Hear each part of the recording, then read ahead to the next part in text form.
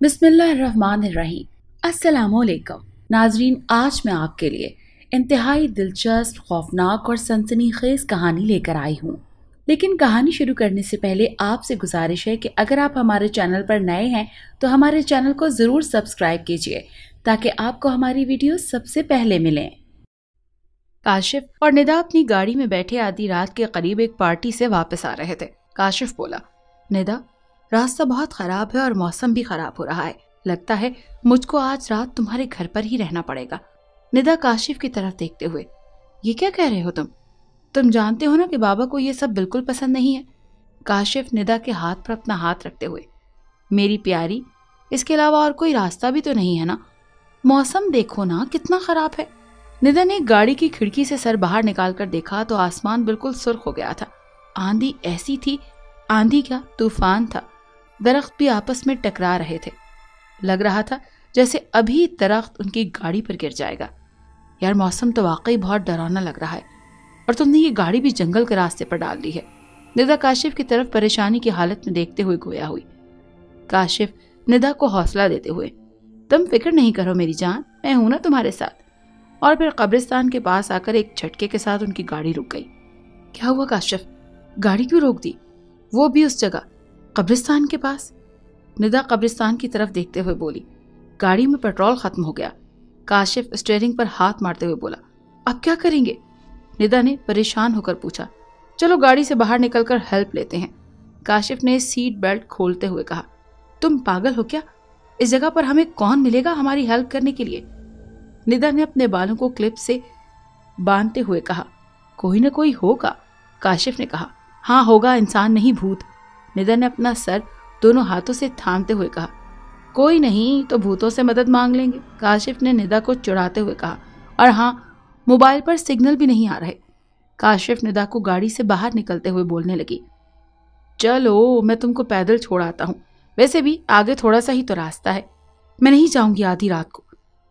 اور تم مجھے قبرستان میں لے جانے کا بول رہے ہو؟ ندا اپنے سنہرے بالوں میں ہاتھ پھیرتے ہوئے بولی۔ کاشف ندا کو گاڑی سے باہر کھینچتے ہوئے بولا، زیادہ نخرے نہ کرو جانو، سیدھی طرح میرے ساتھ چلو۔ کاشف نے مسکرا کر کہا تو ندا مزید چڑھ گئی۔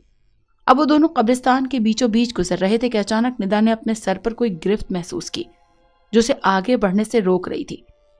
ندا نے جب موبائل کی ٹارچ آن کر کے اپنے پیروں کی طرف ماری تو اس کے منہ سے ایک بھیانک چیخ نکلی، اور پھر سنسان ماحول میں اس کی چیخ سے خوفناک لہر پیدا ہوئی۔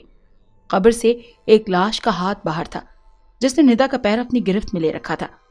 کاشف نے ندا کا پیر لاش کی گرفت سے چھڑانے کی بہت کوشش کی، لیکن وہ ناکام رہا۔ ندا مسلسل چیخے جا رہی تھی۔ کاشف نے ادھر ادھر چلاتے ہوئے مدد کے لیے پکارا، لیکن وہاں کوئی نہ تھا۔ کاشف نے پاس پڑے ہوئے ایک بڑا سا پتھر نیچے سے اٹھایا اور لاش کے ہاتھ پر بڑی قوت سے دے مارا تو درد کی وجہ سے ندا کے پیر سے اس کی گرفت بھی کم ہو گئی۔ کاشف اور ندا وہاں سے بھاگنے لگے۔ اچانک سامنے ایک لمبا آدمی کفن میں لپٹا ان کے سامنے کھڑا تھا۔ چہرے سے تمام گوشت غائب تھا اور جگہ جگہ سے خون نکل رہا تھا۔ سفید کفن خون کی وجہ سے سرخ رنگ میں تبدیل ہو چکا تھا اور اس کا ایک بازو جسم کے ساتھ لٹک رہا تھا، اور اندیشہ تھا کہ وہ بازو ٹوٹ کر ابھی گر جائے گا۔ کون ہو تم؟ ندا نے کانپتی ہوئی آواز میں پوچھا تو لاش نے کہکہا بلند کیا، پھر اس کی فرفراتی آواز سنائی دی، تمہاری موت۔ موت؟ کاشف بمشکل اپنے الفاظ پورا کرتے ہوئے بولا، ہاں تمہاری موت، لاش نے کہا۔ ندا نے زمین سے مٹی اٹھائی اور لاش کی آنکھوں کی طرف اچھال دی۔ اتنے میں وہ دونوں وہاں سے بھاگ نکلے اور ایک بڑے درخت کے پیچھے چھپ گئے۔ ندا روتے ہوئے کاشف سے بولی، یہ لاش کیا کہہ رہی تھی؟ وہ ہمیں کیوں مارنا چاہتی ہے؟ کاشف بولا، ایسا کچھ نہیں ہوگا، تم فکر مت کرو، میں ہوں نا تمہارے ساتھ۔ اور پھر کاشف ندا کو اپنی باہوں میں لے کر اس کے ہونٹوں پر اپنی انگلی رکھ دیتا ہے۔ ایسا کچھ نہیں ہوگا، اسی لیے تم پریشان نہ ہونا۔ کاشف، ہمیں یہاں سے نکلنا ہوگا، ندا نے ادھر ادھر نظریں دوڑاتے ہوئے کہا۔ اس کے بعد کاشف اور ندا درختوں کی آڑ میں چھپتے ہوئے قبرستان سے باہر نکل آئے۔ اس کے بعد وہ سرپٹ بھاگتے بھاگتے بہت دور نکل آئے۔ ان کی ٹانگیں اب بھاگنے میں ان کا ساتھ نہیں دے رہی تھی، سانس پھولا ہوا تھا और वो दोनों थक कर चूर जमीन पर गिर गए। काशिफ, तुम ठीक हो ना? निदा बोली।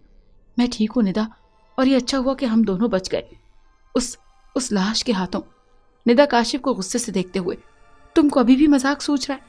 सारी बातें छोड़ो और रात गुजारने के लिए कोई जगह तलाश करो। फिर काशिफ ने एक लंबा सांस लेते हुए कहा, अब ये भी करना पड़ेगा। ये तो बहुत सुनसान इलाका है, पता नहीं यहाँ कोई रहता भी होगा कि नहीं। मुझे भी ऐसा लग रहा है, पर क्या पता कोई जगह मिल जाए। काशिफ, तुम्हारा फोन कहाँ है? निदा ने काशिफ की तरफ देखते हुए पूछा। वो तो कब्रिस्तान में ही कहीं गिर गया। चलते चलते वो दोनों थक चुके थे। निदा एक पत्थर पर बैठते हुए बोली, अब और नहीं चल सकती। काशिफ भी उसके साथ बैठ गया और निदा से पूछा, निदा तुम ठीक तो हो ना? थक गई हूं और बहुत भूख लग रही है। भूख तो मुझे भी लग रही है। काशिफ अपने पेट पर हाथ फेरते हुए बोला कि इतने में उन्हें दूर से धुआं निकलता नजर आया। धुएं की तरफ देखते हुए काशिफ बोला, निदा शायद वहां पर कोई घर और कुछ इंसान भी हो जो हमारी मदद कर सकें। काशिफ, वहां भूत भी तो हो सकते हैं। निदा बोली, तुमको हर वक्त भूत ही याद आते रहते हैं यार, तुम पागल तो नहीं हो? क्या कोई खास रिश्ता है उनसे तुम्हारा? और फिर बातों बातों में वो दोनों उस जगह पर पहुंच गए जहां से धुआं निकल रहा था। ये घर तो नहीं बल्कि पुरानी खंडरनुमा हवेली है। इसमें किसी तरह रात गुजारेंगे हम। इस हवेली में तो भूत रहने से पहले 10 बार सोचते होंगे यहाँ कैसे रह सकते हैं हम। निदा सहमे सहमे अल्फाज में बोली, निदा एक तो तुमको भूत बहुत याद आते हैं, बस आज रात की तो बात है, कल सुबह होते ही हम अपने घर चले जाएंगे। और फिर काशिफ और निदा दोनों घर में दाखिल हो गए। देखा कि पूरे घर में हर तरफ जाले ही जाले लगे हुए हैं, जैसे कोई बरसों से यहाँ पर रहता ही ना हो। लेकिन अचानक बहुत तेज ठंडी हवा का झोंका आया और साथ बाहर का दरवाजा चिरचिराहट की आवाज के साथ बंद हो गया। इसके बाद दोनों पर जैसे कपकपी तारी हो गई। फिर दोनों ने अपने हवास काबू में करने के बाद डरे और सहमे अंदाज में आगे बढ़े तो देखा कि सहन में एक बूढ़ा आदमी सफेद लिबास में मौजूद है और हाथ में बड़े दानों की तस्बीह है। जिक्र बारी ताला में मसरूफ है। काशिफ बूढ़े की तवज्जो हासिल करने के लिए खांसने लगा तो बूढ़ा चौंका। खांसी की आवाज पर एकदम उसने अपनी आंखें खोल दी। पीछे मुड़कर काशिफ और निदा को देखा और गोया हुआ, आ गए तुम दोनों। आज की रात तुम इस कमरे में बसर कर सकते हो। काशिफ हैरानगी से बोला, हमने तो आपको नहीं बताया कि हम यहाँ रुकना है। बूढ़ा आदमी मुस्कुराते हुए, मैं सब जानता हूँ, जाओ कमरे में। वो एक कमरे की तरफ इशारा करते हुए बोला तो काशिफ निदा का बाजू पकड़ते हुए बोला, निदा चलो चलते हैं, वैसे भी मैं बहुत थक चुकी हूँ। निदा बोली। दोनों ने कमरे का दरवाजा खोला तो उन दोनों की आंखें खुली की खुली रह गईं। कमरे के आतिशदान में आग सुलग रही थी, जिसकी वजह से कमरा खासा गर्म और पुरसकून था। पूरा कमरा जदीद तर्ज के फर्नीचर से आरास्ता था। फर्श पर बेश कीमत कालीन बिछे हुए थे। कमरे की छत पर एक फानूस लटक रहा था। दीवार पर खूबसूरत महंगी महंगी तस्वीरें लगी हुई थीं। दरमियान में एक मेज और उसके इर्द गिर्द सोफे खूबसूरत रंग के पड़े हुए थे। एक तरफ एक बेश कीमत बेड था। दोनों कमरे की हालत देखकर काफी परेशान हो गए कि इस खंडरनुमा हवेली में इस कदर सजे सजाए कमरे जिससे आंखें चुंधिया रही थी। निदा बिस्तर पर बैठते हुए बोली, चलो कुछ भी हो आराम की जगह तो मिली। काशिफ भी निदा के साथ ही लेट गया, और अब खाना मिल जाए तो मजा आ जाए। काशिफ बोला। दोनों अभी बातें कर रहे थे कि कमरे में आवाज देकर 3 मुलाजिम दाखिल हुए। उन्होंने कई डिशें उठा रखी थी और इन डिशों में अनवा अक़साम के मज़ेदार खाने थे। उन्होंने डिशें मेज पर रख दी और बोले, आप दोनों का खाना हाजिर है, खाएं। और दोनों कमरे से निकलते गए। उनके जाने के बाद दोनों इकट्ठे और खाना खाकर चैन की नींद सो गए। दोनों इस कदर थक चुके थे कि आंखें बंद करते ही गहरी नींद में सो गए।